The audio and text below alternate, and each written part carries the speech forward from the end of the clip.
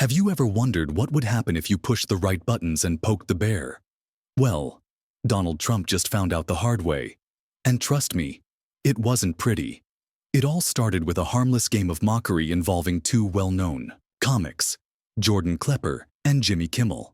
But what followed? Well, let's just say Trump's response was much more explosive than his signature whirlwind hairstyle. Here's how these two comic underdogs managed to upset the self-proclaimed political peacock and make waves on social media.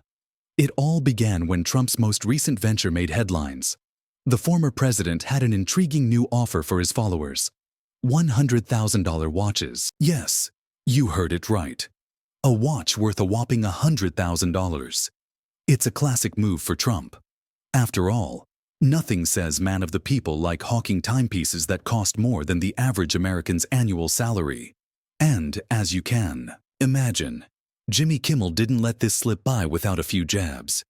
Kimmel wasted no time mocking Trump's expensive wrist bling, calling it the perfect gift for the MAGA millionaire who already has everything, except for common sense. But the real punchline came when Kimmel quipped about the watch's unique feature. It only displayed the time in Trump years, when he was elected president and held the popular vote for 16 glorious seconds. The crowd roared with laughter, but it didn't end there. Trump had to respond, and that's where things got interesting. During an appearance on his own show, Trump presented what he called one of the best watches made. His pitch was filled with the usual exaggeration. "The quality is very important," he said, just before mentioning how crucial it is to rip off his supporters. In typical Trump fashion, he pushed forward with his attempt to market his new, Trump-branded watches, convinced they were the next big thing. Enter Jordan Klepper, who decided to take things up a notch. During a Trump rally, Klepper turned the tables by asking the crowd their thoughts on Trump's watches. It was comedy gold.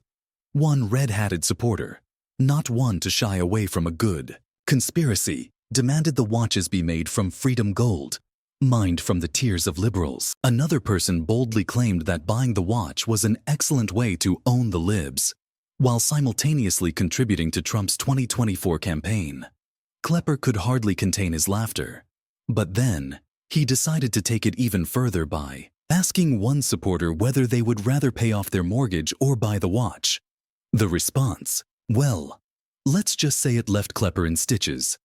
This comedy-filled moment went viral faster than Trump's infamous fake news rants.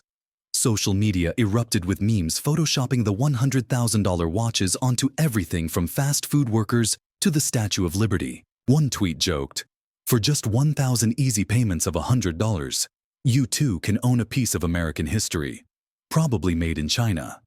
It was clear.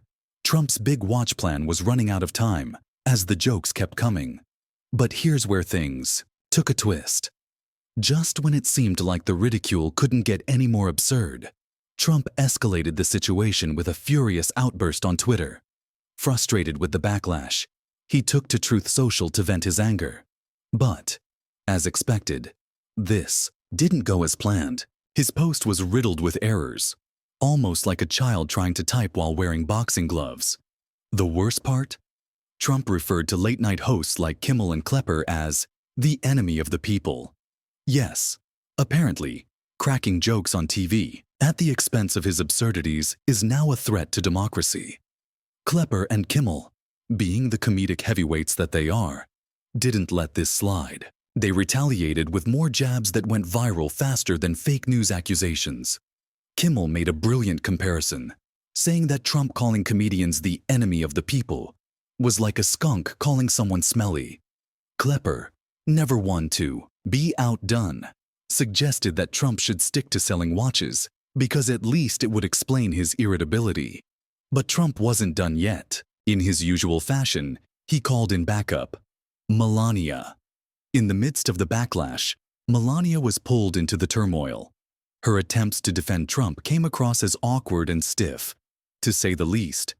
Body language experts were quick to point out how uncomfortable she appeared, avoiding eye contact and looking more rigid than Trump's hairspray. Experts even suggested that her posture was a clear sign of someone wishing they were somewhere else. Anywhere else, really. This only added fuel to the fire. Social media couldn't get enough of the Trump family drama. Memes flooded the internet, with Melania's "I really don't care, do you?" jacket being featured in one viral photo alongside the caption, "I really don't care about defending Donald either." In another, the Trump watch ad was reimagined with Melania's face and the words, "Time to leave." It was becoming evident. Trump's Twitter outburst had backfired spectacularly, and the ridicule was just getting started. While Trump may have hoped that his expensive watches would attract attention, it was clear that the real story here was the political satire that had emerged. As the memes and jokes continued to roll in, Trump's attempt to sell luxury watches to his followers only raised awareness about the political divide in the country. His antics were inadvertently motivating people to think critically and, perhaps more importantly, to vote. In fact, recent polling data reveals a fascinating shift. It turns out that 62% of millennials now trust comedians more than traditional news anchors when it comes to political information. Yes, you read that right. Young people are turning to humorists like Kimmel and Klepper for their take on the issues that matter most. And guess what? It's working. Political satire is now a driving force behind the increase in voter registration among young people. Trump's attempt to sell $100,000 watches, rather than sparking a frenzy of sales, instead shed light on the growing political indifference in America. What was meant to be a flashy marketing stunt turned into a joke at Trump's expense, with the comedic underdogs coming out on top. It's a classic case of the power of laughter over political noise. It turns out that sometimes the best way to deal with a political carnival is to laugh at the clowns, especially when those clowns are too busy selling overpriced watches to see the bigger picture. As the election draws near, Trump might be surprised to learn that his expensive timepieces won't be remembered for their lavishness, but rather for the mockery they inspired. And who knows? Perhaps the real history-making moment will come not from the wrist of a former president, but from the power of satire, humor, and the people's vote.